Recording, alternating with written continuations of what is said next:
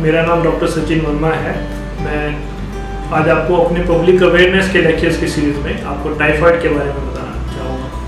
Typhoid इस मौसम में या कहें तो पूरे साल पाए जाने वाले बुखारों में एक बहुत ही कॉमन तरह का बुखार है और बहुत ही ज़्यादा प्रेवलेंट है। पूरे विश्व में हर साल लगभग 2 करोड़ लोगों को टाइफाइड हो जाता है और इंडिया में लगभग 2 लाख लोगों को हर साल टाइफाइड हो जाता है।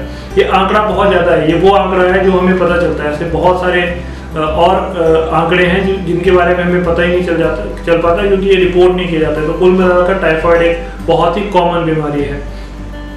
टाइफाइड सैल्मोनेला टाइफी नाम के एक बैक्टीरिया से होता है। वो बैक्टीरिया मेनली गंदे पानी में या फिर किसी मरीज को हो जाए और उसके थ्रू उसके लैट्रिन के रास्ते अगर वो किसी पानी में या गंदे खाने में मिल जाए और उसका सेवन अगर किसी और के द्वारा किया जाए तो इस तरह से टाइफाइड बुखार हो जाता है।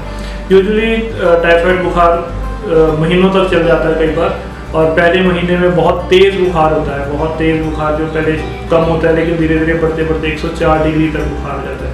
कई लोगों को शरीर में स्पॉट्स हो जाते हैं जिनको हम रोज स्पॉट्स बोलते हैं।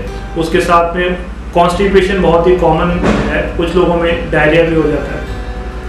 बहुत सीवियर केसेस में कई बार पेट की आंतें फट जाती हैं जिसको हम इंटेस्टिनल परफोरेशन कहते हैं। कुछ लोगों में बेहोशी से आने लग जाती है जिसको हम टाइफाइड स्टेट्स कहते हैं या altered sensorium because of typhoid कहते हैं। ट्रांसमिशन जैसे कि मैंने आपको बताया मेनली गंदे पानी से या गंदे खाने से होता है। यूजुअली इसका डायग्नोसिस ब्लड कल्चर के द्वारा किया जाता है। अगर हम वीक वाइज करें तो पहले हफ्ते में ब्लड कल्चर सबसे इफेक्टिव है। दूसरे हफ्ते में एंटीबॉडी बेस्ड टेस्ट जैसे विडाल, टाइफिडॉल उस तरह से, और तीसरे हफ्ते में स्टूल से कल्चर्स किए जा सकते हैं या फिर चौथे हफ्ते में यूरिन से कल्चर किए जा सकते हैं। एक विडाल के बारे में मैं ज़रूर बताना चाहूँगा कि विडाल टाइफाइड के लिए एक बहुत ही अच्छा टेस्ट नहीं माना गया है। इवन दो विडाल एक बहुत ही कॉमनली डन टेस्ट है लेकिन विडाल के साथ बहुत ज़्यादा प्रॉब्लम्स हैं और आजकल के रिसेंट लिटरेचर में विडाल बहुत हाई एंड टेस्ट नहीं माना जाता है। हमारे पास बहुत सारे पेशेंट्स आते हैं जो विडाल कराकर आते हैं। वो पहले हफ्ते में ही विडाल करा लेते हैं। मैं विडाल पे थोड़ा सा टाइम ज़्यादा लूँगा। वो पहले हफ्ते में ही विडाल करा लेते हैं। पहले हफ्ते में यूजुअली विडाल पॉजिटिव नहीं आता है। विडाल जो है या तो उसके टाइटल्स 1/160 से ज़्यादा हों या फिर 4-फोल्ड राइजिंग टाइटल्स हम इस्टेब्लिश करें तभी विडाल की वैलिडिटी है।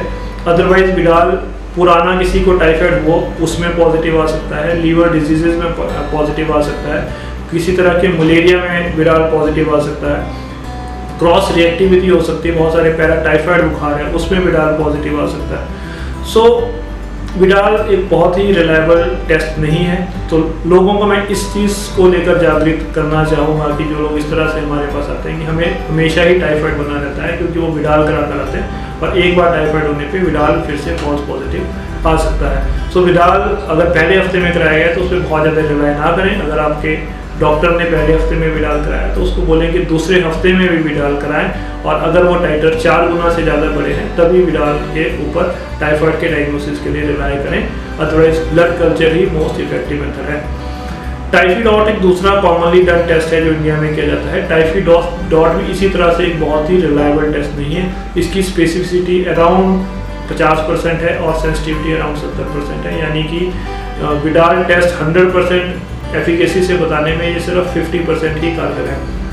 लेकिन फिर भी ये किया जाता है क्योंकि ये किट बेस्ड टेस्ट है और करने में काफ़ी आसान है। लेकिन फिर भी टाइफाइड के डायग्नोसिस के लिए टाइफिडॉट भी एक बहुत अच्छा टेस्ट नहीं है। टाइफाइड से हम कैसे अपना बचाव करें? मेनली तो साफ़ पानी, अपने आसपास की सफाई, कहीं भी बाहर जाएं खाने से पहले हाथ धोएं। कहीं भी हमें लगे कि खाना अनहाइजीनिक है उसको ना खाएं या फिर कोई भी वेंडर जैसे लोग चाट गोलगप्पे खाते हैं तो एटलीस्ट जो वेंडर वो दे रहा है उसको हाथ धोने के लिए कहें। टाइफाइड से बचाव के लिए टाइफाइड की वैक्सीन एक बहुत ही इफ़ेक्टिव तरीका है। वैक्सीन कराने के द्वारा टाइफाइड से बचा जा सकता है। मेनली 2 तरह की वैक्सीन होती हैं। एक ओरल वैक्सीन होती है और दूसरी इंजेक्शंस के फॉर्म में होती है। इंजेक्शंस के फॉर्म में भी 2 तरह की वैक्सीन आती हैं। एक कंजुगेट वैक्सीन आती है और एक पॉलीसैकेराइड वैक्सीन आती है। वैक्सीन एक बहुत ही अच्छा और कारगर तरीका है। यूजुअली इंजेक्टेबल फॉर्म्स ही वैक्सीन की यूज़ की जाती हैं। हर 2 साल के बाद हम बूस्टर डोज वैक्सीन का रिकमेंड करते हैं, और इससे जो पॉलीसैकेराइड वैक्सीन है अराउंड 70% प्रोटेक्शन है टाइफाइड के द्वारा, और जो कंजुगेट वैक्सीन है उसके लिए 80 से 90% तक एंटीबॉडी शरीर में बन जाती है और टाइफाइड से प्रिवेंशन की जा सकती है। जो भी पेशेंट टाइफाइड का हमारे पास आता है यूजुअली हम लोग उनको एंटीबायोटिक्स ही देते हैं। मल्टीपल तरह के एंटीबायोटिक्स अवेलेबल हैं।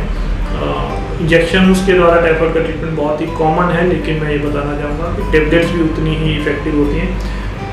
बहुत लंबा ट्रीटमेंट यूजुअली रिक्वायर नहीं रहता है, लेकिन कुछ लोग जिनको हम टाइफाइड कैरियर्स कहते हैं, उन लोगों के टाइफाइड जो बैक्टीरिया हैं उनके गॉल ब्लैडर में स्टोर हो जाते हैं और वो धीरे धीरे रिलीज होते रहते हैं। और वो लोग जो टाइफाइड है उसको बहुत लंबे समय तक दूसरे लोगों में स्प्रेड करते रहते हैं, क्योंकि वो जो टाइफाइड बैक्टीरिया है उनके लैट्रिन के रास्ते में आता है, वो जब भी अनहाइजीनिक तरीके से अपने हाथ नहीं धोते हैं या खाना उस तरह से बनाते हैं तो वो टाइफाइड बहुत ज़्यादा स्प्रेड हो जाता है। तो अंत में एज अ मैसेज मैं यही कहना चाहूँगा कि अपने आसपास सफाई रखें। टाइफाइड कोई बहुत ही जानलेवा बीमारी नहीं है। 1 से 3% मॉर्टेलिटी रेट है, यानी कि 100 में से 1 से 3% लोग ही की डेथ होती है, अदरवाइज मैक्सिमम लोग टाइफाइड से ठीक हो जाते हैं। सही तरीके से अपना उपचार कराएं। विडाल बहुत ही इफेक्टिव टेस्ट नहीं है, विडाल बार बार ना करवाएं, इससे आप सिर्फ भ्रमित ही होंगे। और हमेशा डायग्नोसिस के लिए एक अच्छे डॉक्टर से सलाह लें।